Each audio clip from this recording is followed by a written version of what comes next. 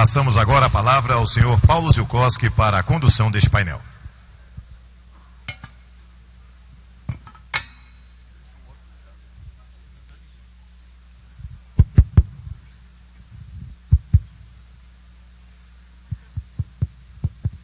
Bom, então vamos dar sequência na nossa Marcha Brasília, 23ª Marcha, senadora.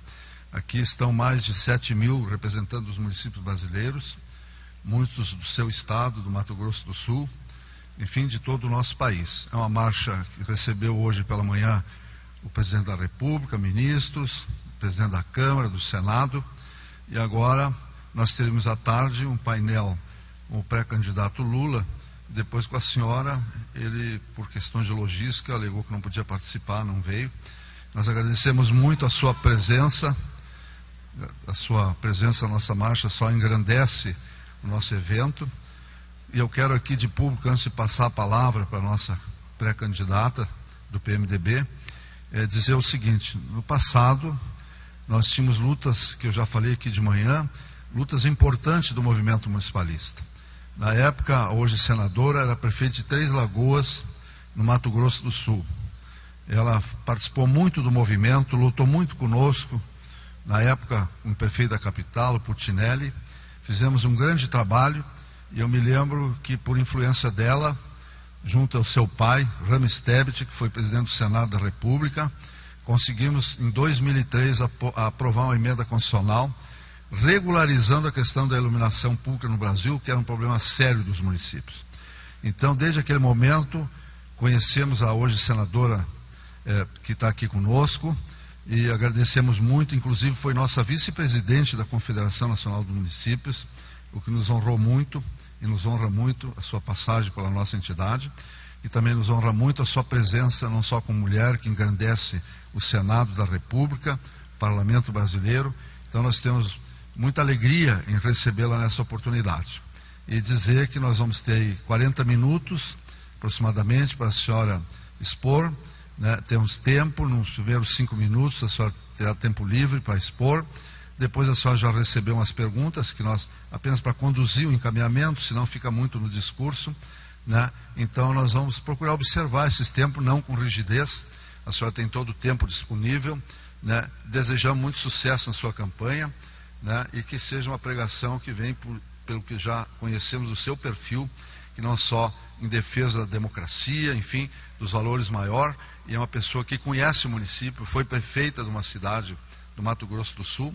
Eu faço esses comentários, como falei de outros que virão aqui também, pelas suas trajetórias, mas isso engrandece o nosso movimento e queremos agradecer a sua boa vontade, a sua determinação de estar aqui conosco. Portanto, nós vamos lhe passar a palavra para a senhora poder fazer a sua exposição. Eu não sei se esse microfone está funcionando.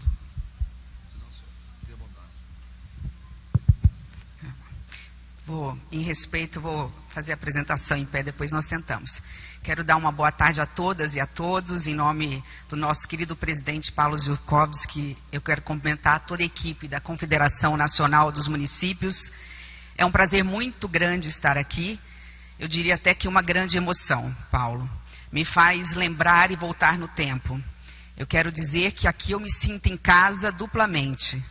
Me sinto em casa porque eu fui prefeita, como a maioria das senhoras e dos senhores. Eu fui prefeita de um município do interior do Brasil. Eu sou filha do interior do Brasil, de Três Lagoas, Mato Grosso do Sul. Então eu sei das alegrias e das dores, não só de nascer numa cidade pequena, mas também de ter a responsabilidade de governar os destinos dos cidadãos que estão muitas vezes nos rincões mais distantes do Brasil. Quero dizer que me sinto em casa porque tive o privilégio de, como prefeita, fazer parte da diretoria da Confederação Nacional dos Municípios. E me lembro aquela época, Paulo, sobre a sua batuta, você, nosso grande maestro, todo ano nós conseguíamos impor uma pauta positiva dentro do Congresso Nacional.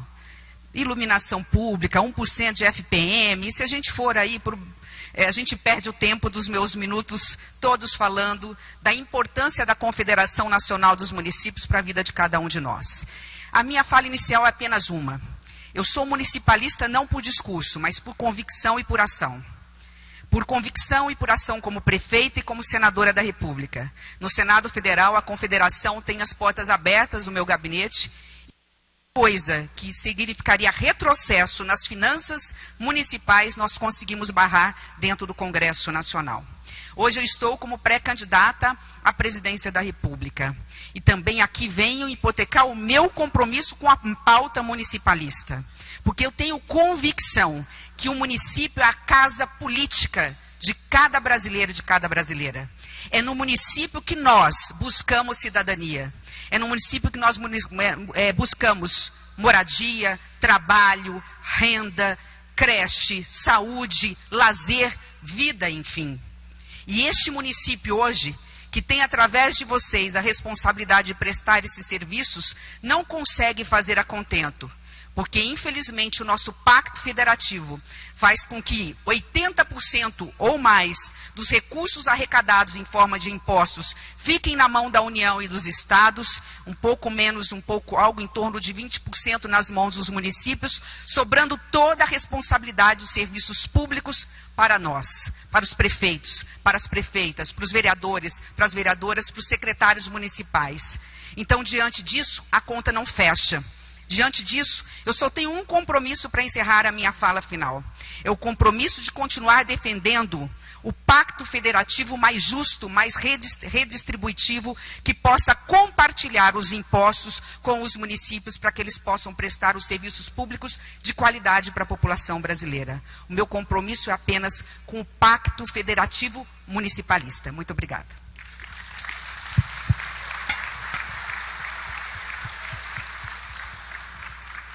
Só fique à vontade, se quiser ficar sentada com tranquilidade, são 40 minutos, fique bem à vontade.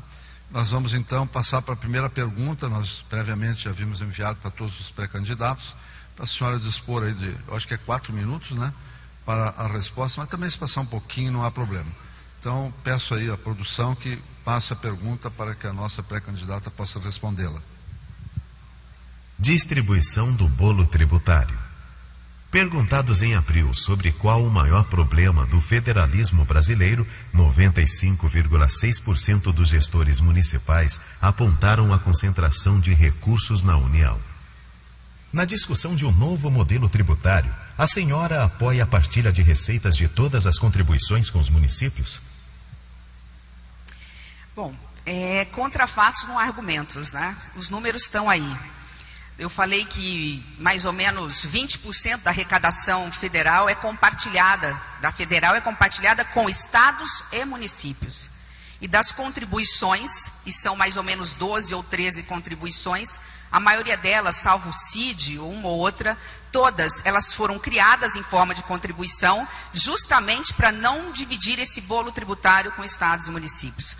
Hoje, nós temos pela primeira vez a oportunidade de tirar do papel um sonho da Confederação Nacional dos Municípios, desde a época que eu era prefeita. Nós temos a possibilidade de aprovar a PEC 110. Não é perfeita, mas é infinitamente melhor a qualquer sistema tributário complexo e regressivo que nós temos no Brasil.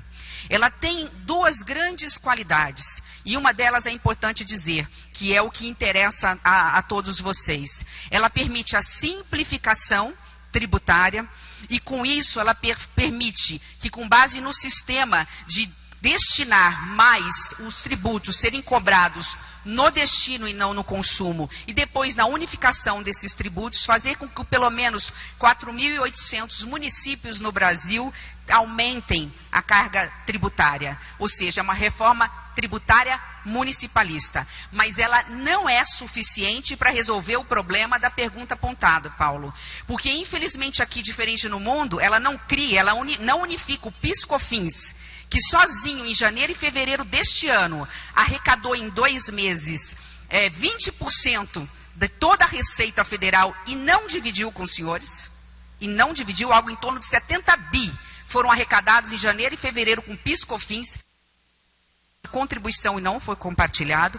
Diferente do mundo que criou o IVA, o nosso IVA dual, o IVA federal, não vai estar lá na lei como imposto de valor agregado, vai estar como contribuição de bens e serviços. Consequentemente, por mais que os municípios ganhem com esta PEC 110, e vão ganhar, ainda há uma luta. Através da regulamentação desta lei, nós temos que fixar critérios para que, ainda que de forma gradativa e progressiva, porque a União também não pode ficar de mãos vazias, que nós possamos todo ano, aumentando a alíquota e pedindo através da lei, regulamentando e aprovando, e o meu compromisso é no sentido de apresentar a lei, se for a candidata, no momento certo, e depois sancionar, para que possa progressivamente a alíquota específica para que os municípios possam ter uma fatia desse bolo tributário. Por uma única razão, eu estou controlando o tempo aqui, por uma única razão. Nós acabamos de falar, se a maioria dos serviços públicos estão na mão dos senhores e das senhoras, muitos deles são exclusivos de responsabilidade dos municípios, não é possível que nessa carga tributária a maior parte dos recursos fique na mão da União e o prefeito tenha que ter pelo menos 2 bonés, ou pelo menos 2 chapéus, no caso das mulheres, né? Um para vir aqui de gabinete em gabinete mendigar emendas parlamentares para os congressistas, e o outro, que é aquele chapéu que a gente usa para ver se vai chover ou se vai ter seca, para resolver os problemas de drenagem, o problema do plantio, o problema da ponte que ruiu, enfim, o problema dos asfaltos esburacados. Então, sem dúvida nenhuma, o pacto federativo mais justo passa pela reforma tributária. Eu quero dizer para vocês que a PEC 110 terá o meu voto como senadora da República.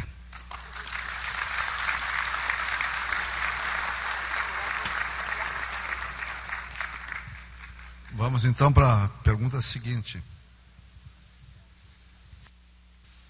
Pacto Federativo. Os municípios têm recebido cada vez mais encargos e responsabilidades sem a contrapartida das correspondentes fontes de custeio. Um forte exemplo disso são os pisos salariais. São mais de 150 projetos de lei que buscam a instituição de pisos salariais para as mais diversas carreiras. Essas práticas desorganizam o Pacto Federativo, pois desconsideram a autonomia financeira dos entes.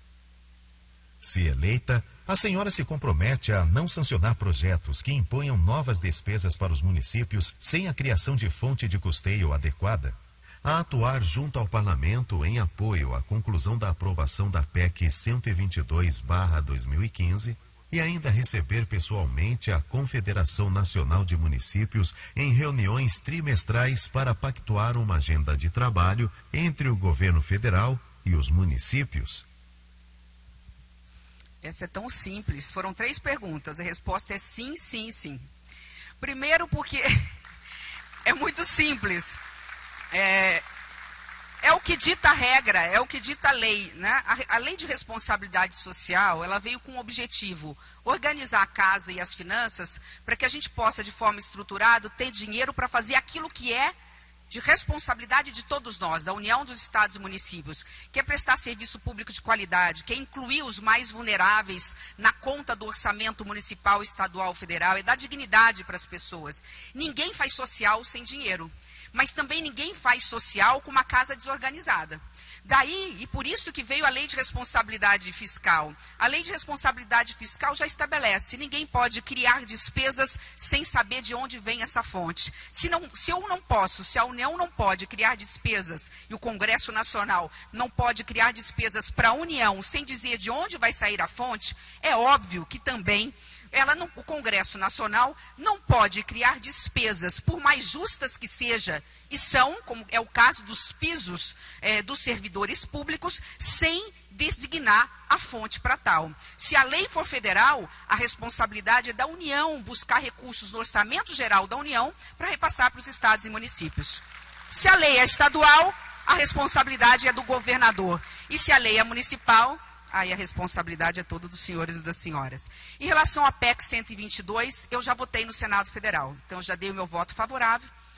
Presidente da República, vocês sabem que não sanciona PEC. Então, eu já dei o meu voto. Quando for aprovado na Câmara, o presidente do Congresso Nacional tem a obrigação de promulgar a PEC 122, portanto, resolve grande parte do problema. E eu seria excomungada da Confederação Nacional dos Municípios se eu não recebesse o Paulo na minha sala. Quero dizer que Eu fui prefeita, como eu disse, do interior. Eu sei que ali é que está o coração, né? Ali que pulsa as necessidades, as demandas. Nenhum gestor em nível nacional vai ser bom, vai ser competente, vai atender os interesses e anseios da população se não ouvir quem está no chão, se não ouvir quem sabe quais são os problemas, onde os problemas existem e onde está a porta de saída. Então, sim, não só a Confederação Nacional dos Municípios, que é a maior confederação municipalista da América Latina, a Frente Nacional dos Prefeitos, os grupos de prefeitos, como a gente faz também no Senado Federal. Não é sempre que os prefeitos da minha cidade me acham no gabinete, não, que eles falam que eu sou igual o mosquitinho da dengue, né? Estou cada hora em um lugar, eu sempre estou em plenário, sempre estou nas comissões. Mas quando, em qualquer lugar, nos corredores, no gabinete, no plenário, eu, como senadora da República, me coloco sempre à disposição da pauta municipalista. Não seria ou não será diferente. Isso constará, inclusive, e faço compromisso com você, Paulo, constará no nosso programa de governo, tá bom?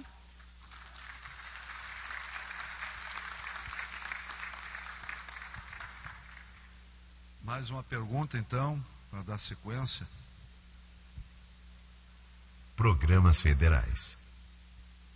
Nossos estudos indicam que os 275 programas federais existentes são totalmente subfinanciados e nem todos estão regulamentados por lei, o que gera insegurança jurídica e impõe incertezas quanto à continuidade da política. Levantamentos da CNM apontam que a defasagem inflacionária chega até 80% em alguns programas. 2 exemplos disso são os programas O Estratégia de Saúde da Família, que desde sua criação acumula uma defasagem de 76,5%, e o Serviço de Proteção e Atendimento Integral à Família, PAIF, que desde 2003 acumula uma defasagem de 63,75%. No entanto, mesmo que as atualizações acompanhassem a inflação, não cobririam os custos de manutenção. Se eleita, como pretende resolver esta insegurança jurídica, o problema do custo real versus repasse e a defasagem inflacionária dos programas existentes? Bom, essa pergunta eu vou procurar ficar no tempo de 4 minutos. Se precisar, eu vou pedir apenas mais 60 segundos, porque eu acho que ela é das mais importantes. Já era assim quando eu fui prefeita eu fui prefeita reeleita até 2010. Eu imagino agora com essa defasagem o quanto difícil é. Mas esses 2 programas que foram citados, acho que são os 2 programas que mostraram a sua importância, a sua cara, agora na pandemia sanitária. Nunca nós tivemos tanta consciência da importância do SUS na nossa vida, e os agentes comunitários de saúde, através de um dos programas que é a Estratégia de Saúde da Família. E nunca nós vimos tão importante os nossos agentes, assistentes sociais, através do PAIF, indo em cada casa, vendo se a pessoa estava vacinada, se o filho estava sendo bem tratado, se estava passando necessidade porque não tinha como ir para a escola, porque elas estavam fechadas e as crianças não tinham merenda escolar. Então, são 2 programas dos mais essenciais. E eles fazem parte de 2 sistemas que são universais para o Brasil, o SUS e o SUAS. É muito interessante como a gente às vezes, eu digo a eu mesma, a gente comete um erro. E como prefeito eu também cometia esse erro dentro da sala de aula. Eu fui professora há 12 anos sobre administração pública, sobre gestão, na cadeira de Direito Administrativa. E a gente tem o hábito de dizer não. Só 10% dos serviços públicos são de responsabilidade da União. Segurança Nacional, ensino universitário e no compartilhamento de atribuições com os estados e municípios, a área da saúde, da segurança pública e da assistência. Uma parte menor ainda é de responsabilidade dos governos estaduais, segurança pública e ensino médio. E assim vai. Aí fala o resto tudo é de responsabilidade dos municípios. É verdade. Só que o que se esquece de dizer é que a própria Constituição coloca os serviços mais essenciais como uma atribuição compartilhada. Então, o que falta hoje para que esse dinheiro chegue nas mãos dos prefeitos e das prefeitas é que a União assuma a coordenação nacional das políticas públicas essenciais para a vida da população brasileira. Saúde, educação, segurança pública, assistência social. A União coordenando um projeto. Eu vou dar um único exemplo do que eu estou me propondo a colocar no programa de governo, relacionado à assistência social, porque o SUS é mais fácil. A Estratégia de Saúde da Família já está mais bem organizada, basta aumentar a fonte financeira para estados, no caso para municípios. Mas vamos pegar o SUAS, que é o Sistema Único de Assistência Social. Nós temos hoje um problema gravíssimo no Brasil. Talvez há 30 anos nós não vivíamos isso. O problema da fome. O Brasil entrou de novo para o mapa da fome. E hoje ele não está mais só nos grandes centros. Todos os municípios aqui, dos menores aos menores, de maior ou menor intensidade, têm o problema com a desigualdade social, com o desemprego, com a queda da renda, com a inflação galopante e daí por diante.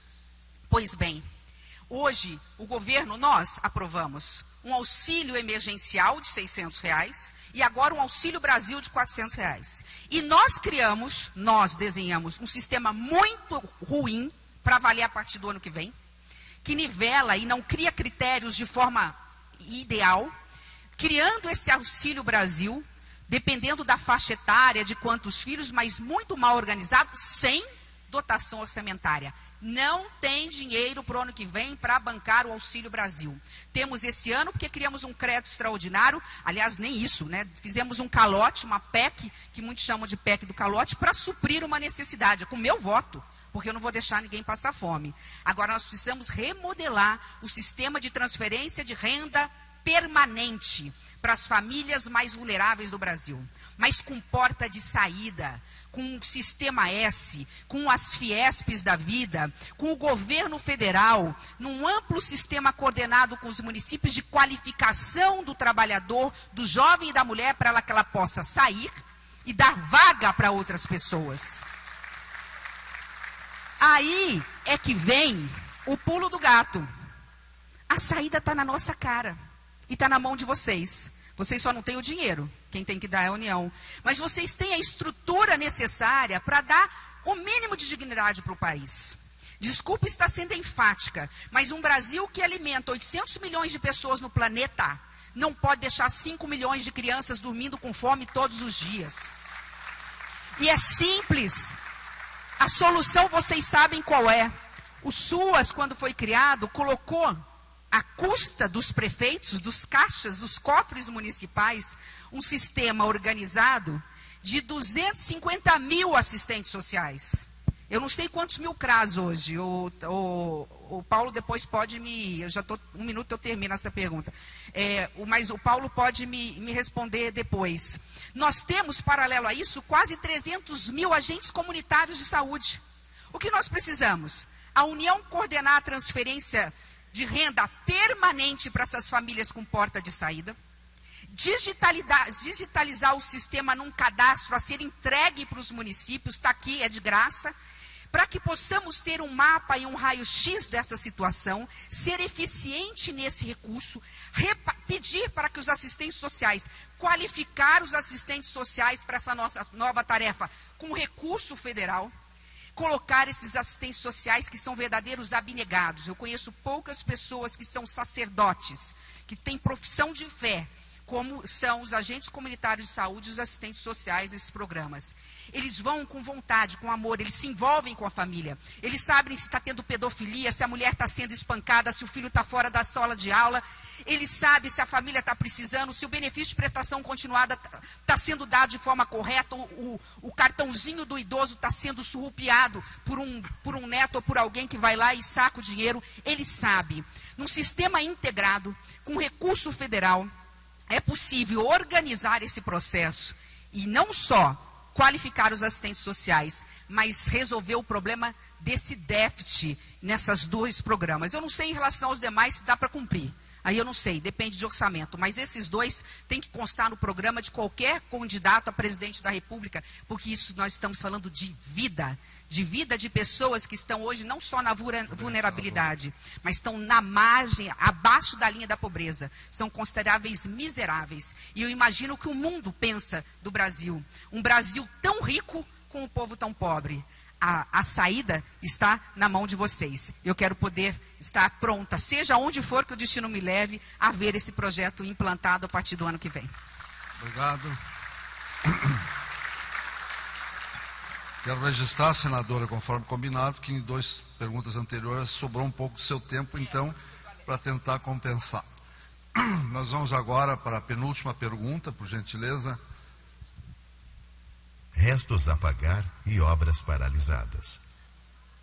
No atual orçamento da União, existem 42 bilhões de reais em restos a pagar que têm como beneficiários os municípios.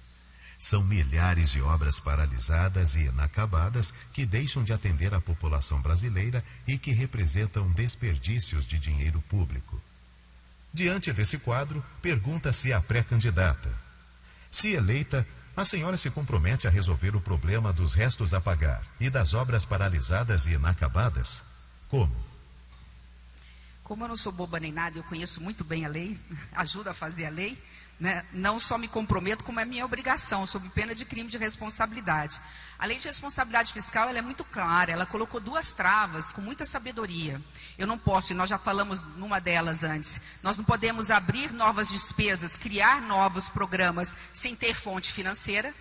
Mas também nós não podemos realizar novas despesas e novas obras dentro da mesma rubrica enquanto eu tenho restos a pagar de algo que foi empenhado e está sendo liquidado ou não. Então, essas obras inacabadas, eu falo que esse cemitério que a gente vê de obras inacabadas é algo que me dói muito quando eu ando e quando eu percorro o Brasil. Isso não é só em Santa Catarina, como nós vimos ali, em Goiás, é no meu Mato Grosso do Sul, em todos os municípios. Especialmente em relação às creches. Obras como estas, obras como uma creche que tinha que estar pronta para colocar as nossas crianças de 0 a 6, né, e poder fazer com que as mães possam trabalhar e resolver um problema de déficit, né, e um problema que os prefeitos têm quando tem o Ministério Público na cola ali com a vaga, chegam a judicializar vagas individuais de creche, poderiam e deveriam já ter sido resolvidas. Eu assumo esse compromisso porque é lei, e lei existe para ser cumprida. Há dinheiro, o dinheiro não falta. E aí, se vocês me permitirem, eu sei que teve uma outra autoridade aqui, não vou aqui citar nome, não é o presidente da República, quero deixar vocês muito tranquilos, não é isso, mas teve uma outra autoridade aqui que foi justificar o orçamento secreto. Eu gostaria de dizer com todo respeito que eu lamento. Se essa moda pega, né, a Assembleia Legislativa vai querer tomar conta dos cofres estaduais, as câmaras de vereadores dos municípios, dos prefeitos. Olha só, primeiro, porque o dinheiro é público, é do povo brasileiro, não é meu, não é seu, não é nosso, é do povo brasileiro. A única coisa que se exige é transparência e ética com esse dinheiro. Segundo, eu sou senadora da República, eu não sei para onde está indo 16 bilhões de reais, que corresponde a 25% de todas as despesas discricionárias. Tudo que sobra para gastar com asfalto, com drenagem, com escola, com creche, com posto de saúde, com programas como este, tudo que sobra que poderia estar sendo distribuído para vocês, 25% dessas despesas estão hoje na mão do Congresso Nacional. Eu não sei para onde vai esse dinheiro. E eu pergunto aqui se tem algum prefeito ou prefeita que recebeu de um único parlamentar 100 milhões, 150 milhões de emendas. Pois tem prefeito que recebeu. É justo alguns receberem e outros não? É justo alguns parlamentares terem esse dinheiro e outros não? É justo? Nós não podemos disputar a presidência do Senado ou a presidência da Câmara de forma igualitária, no mano a mano, na coragem, no voto, no discurso, nas propostas, sabendo que tem orçamento secreto sendo distribuído para direcionar a consciência de parlamentares? É justo com o povo brasileiro que está desempregado? 40% da população brasileira está hoje com insegurança alimentar, não come direito. Nós estamos falando de quase 100 milhões. E nós temos 16 bilhões na mão de alguns poucos do Congresso Nacional, que tem o poder agora de vir reeleito, empoderado, porque distribuiu para os seus currais eleitorais, com todo respeito, de forma não igualitária. Democracia impõe transparência, justiça social e igualdade de oportunidade. Então, assim, faltam 15 segundos,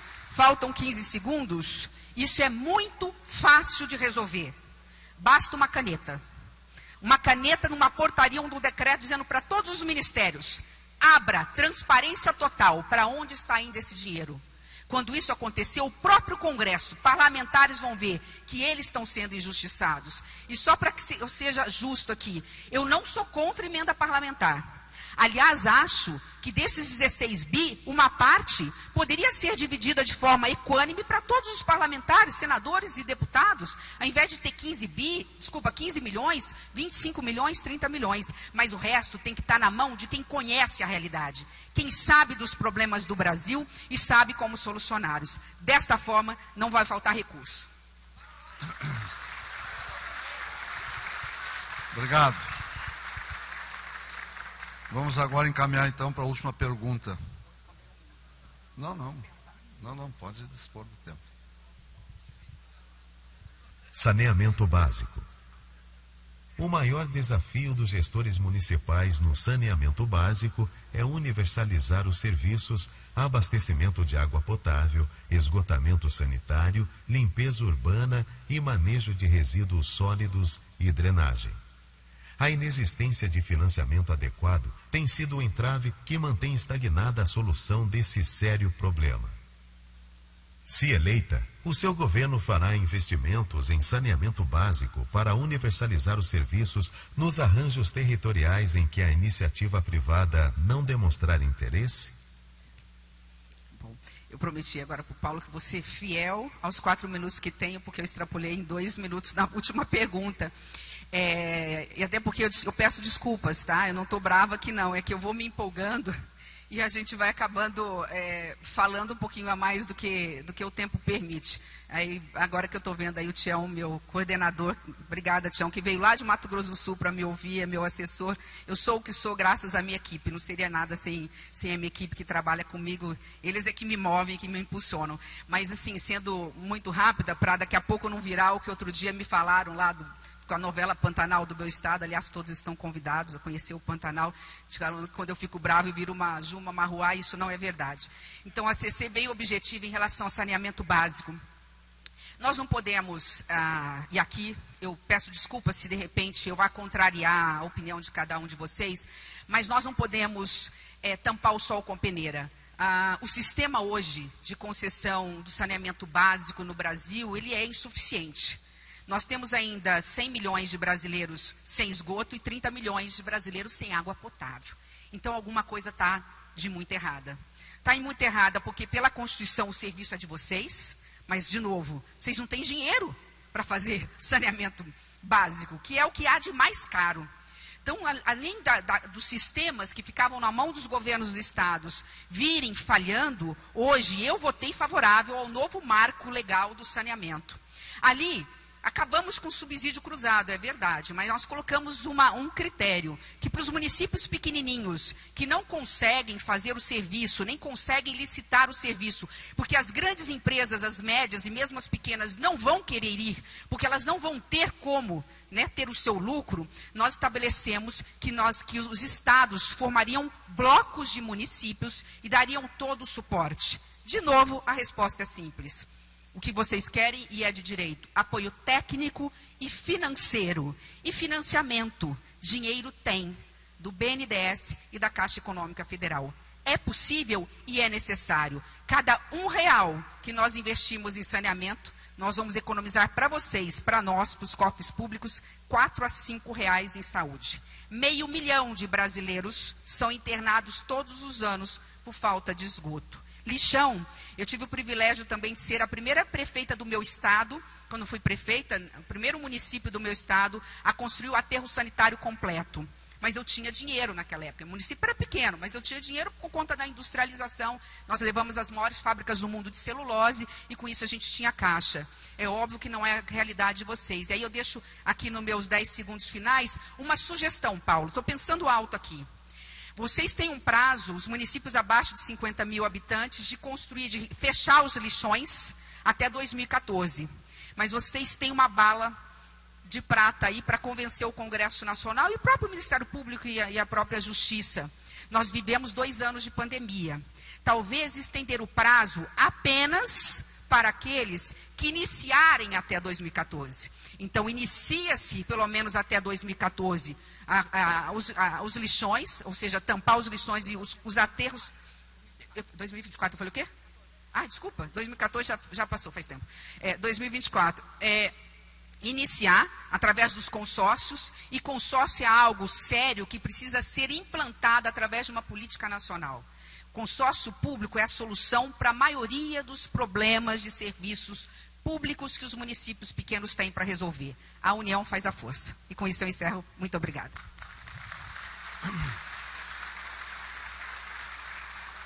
Obrigado, nossa pré-candidata. E agora só tem o tempo, de uns 5 minutos aproximadamente, para livremente colocar suas posições aí para os nossos prefeitos, vereadores, prefeitas que estão aqui. Bom, se a minha vida não der certo, né? Não sei para onde o destino vai me levar. Quem sabe eu volto a ser prefeita da minha cidade, eu volto para cá, né, Paulo? Ia ser muito bom. Vai ser um prazer, vai ser um prazer. Bom, eu só quero agradecer o carinho da recepção. Eu sei que muitos podem não ter concordado com o que eu disse, mas tudo que eu disse é de coração e convicção. Sou municipalista, sei que os problemas que existem nos municípios e a solução também está ali. Eu sei o que os cidadãos, os eleitores podem não saber em quem eles votaram para deputado federal, até para senador da República. Mas eles sabem não só o nome do prefeito, o endereço, onde mora, onde estão no final de semana, e muitos têm até o nosso celular, o celular de vocês. Então eu sei, porque eu fui prefeita e eu cansei de ter que deixar de ir para o lazer com as minhas filhas para atender problemas no final de semana. Quero dizer que vocês contem comigo independente de qualquer coisa. Independente de qualquer coisa, eu sou cidadã e sou brasileira. Eu quero, nas minhas palavras finais, dizer só a razão por que eu aceitei esse desafio de ser pré-candidata pelo meu partido. A razão está na esquina ou nas esquinas de cada cidade brasileira. Porque a miséria, a fome, a desigualdade, o desemprego, ele antes era algo que nós, do interior, víamos pelas telas da nossa televisão. Hoje, ela só basta abrir nossas janelas. Ela está na nossa porta. Essa desigualdade, essa fome, essa miséria, num país tão rico, não pode ter homens ou mulheres públicas de braços cruzados. Eu falo para as minhas filhas sempre, ninguém é feliz vendo a infelicidade do outro. E a gente tem que fazer bom uso dos talentos que Deus nos deu. Deus me deu saúde, Deus me deu a oportunidade de ser uma professora universitária, de ter tido o privilégio de ser prefeita e saber como as coisas funcionam e como é possível resolver.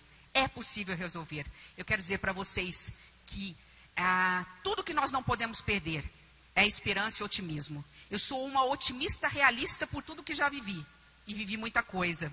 Mas esse otimismo realista me faz estar aqui hoje, para dizer que é tempo de reconstrução. E são tantos os problemas que essa não é uma responsabilidade de uma pessoa, nem de 2, nem de 3. Essa responsabilidade é de todos nós. Que nós possamos compartilhar essa responsabilidade para que nós possamos garantir ao Brasil aquilo que ele precisa. O meu compromisso final é, acima de tudo, com a democracia. Eu, aos 14 anos de idade, eu pedi autorização para os meus pais para poder ir para as ruas lutar por direta já. Eu tenho mais de 50 anos. Hoje, olhar neste momento e ver um Brasil tão polarizado e tão dividido, não interessa quem está certo ou está errado. Não é isso que importa aqui. Interessa que o Brasil não tem que olhar para a direita ou para a esquerda. Só existe uma bússola, um norte. É olhar para frente, é mirar o horizonte, dizer é lá que eu quero chegar. É isso. As pessoas não sabem. As pessoas não sabem, as pessoas querem paz. Essa polarização ideológica, eu respeito a esquerda como eu respeito a direita. Eu sou uma pessoa de centro, não do centrão. As pessoas não querem saber, elas querem comer. Elas querem dignidade, elas querem poder comprar um par de tênis. A mãe quer poder ter uma vaga na creche para o seu filho para poder trabalhar. Ela não quer chegar no final do mês e escolher entre pagar o aluguel ou colocar comida na mesa. Porque ela vai colocar comida na mesa e vai debaixo de lona na praça pública morar até virar o mês, ela recebeu o resto do salário. Então, o meu compromisso é com a democracia. Sem isso não há nada. Os valores democráticos são tudo. Liberdade, justiça social, independência e harmonia dos poderes, cidadania e igualdade de oportunidade. Garantir segurança jurídica de que nós honramos os contratos e as leis para que investimentos bilionários estrangeiros venham e investam no Brasil. Isso só vai acontecer quando nós mostrarmos que o nosso agronegócio é forte. Nós não grilhamos, nós não invadimos terras indígenas, nós não desmatamos. O que tem é meia dúzia de grileiros na Amazônia Legal que faz isso. Meia dúzia que denigre toda uma classe produtiva que sol a sol planta e põe comida na mesa do povo brasileiro. Então, diante disso, é tão simples, é tão fácil. Basta que a gente possa nos dar as mãos. democracia, segurança institucional, segurança política e segurança socioambiental, economia sustentável. Com isso a gente vai garantir aquilo que a gente precisa para as pessoas. Não adianta nós irmos às nossas igrejas e não conseguimos pregar o evangelho na rua.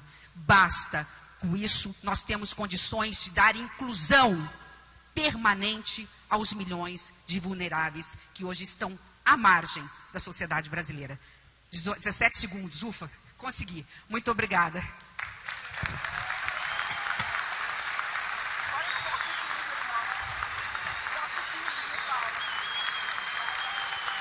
Senhoras e senhores, esta foi a participação da presidenciável Simone Tebet no painel Presidenciáveis durante a 23ª Marcha a Brasília em defesa dos municípios.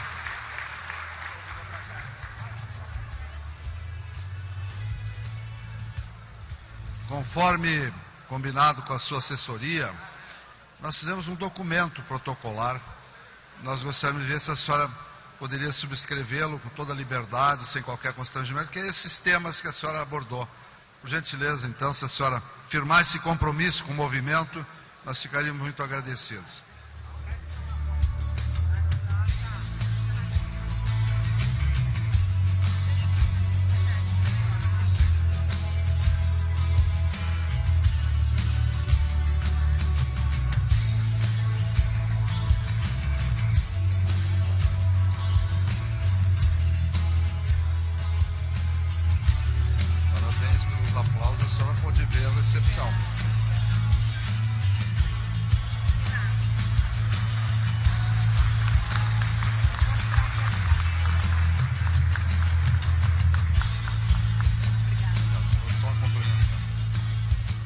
Bem, como nós pudemos, primeiro agradecer a sua presença, engrandece o nosso evento, né, venha ao diálogo com os prefeitos, vereadores, com a comunidade municipalista.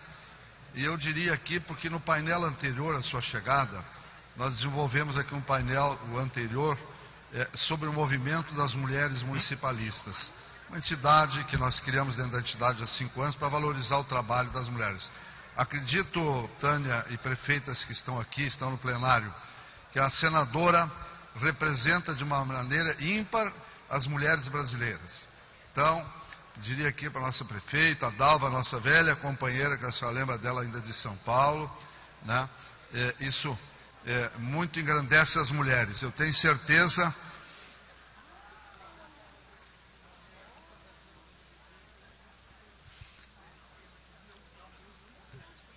Então, senadora, acreditamos que o movimento das mulheres, da participação da mulher, é muito importante. Tenho certeza que a sua candidatura é uma luz para estimular que nas próximas eleições dobramos a participação de vereadoras, da participação da mulher, de prefeitas no Brasil inteiro e que haja uma participação efetiva da mulher.